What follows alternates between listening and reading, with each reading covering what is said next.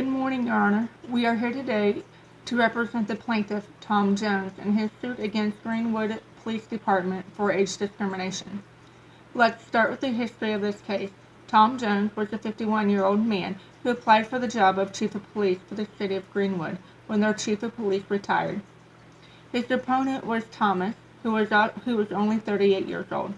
Jones was a lieutenant for 29 years with the Greenwood Police Department, while his opponent was a detective for a different police department for 18 years.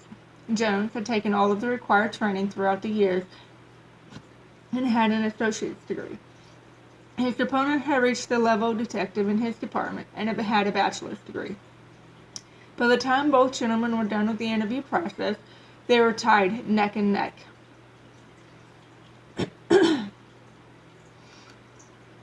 During the discovery process, evidence through testimony from witnesses showed that the interview process had been altered from how the commissioners practiced in the past.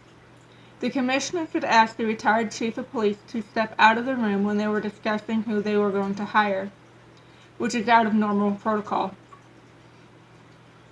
And the chief testified that the commissioners admitted that they knew that Jones was an excellent attendant and had covered for the chief when the chief wasn't available. The chief told the commissioners that he felt that Jones was a better candidate for the job.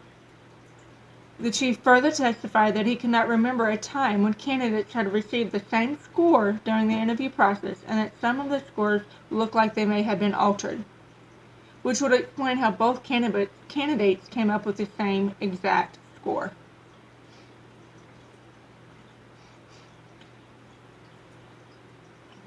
There is a policy in place with the Greenwood Police Department that states that an employee is eligible for retirement at the age of 50 if they had worked with the department for 3 years.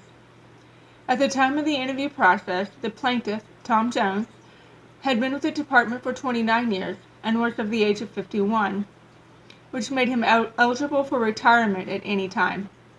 It was discovered through testimony that at least one of the commissioners brought up the fact that the plaintiff could retire at any time and that they were aware of this. At no time had the plaintiff stated that he was going to retire anytime soon. There could be an unintentional bias for the commissioners.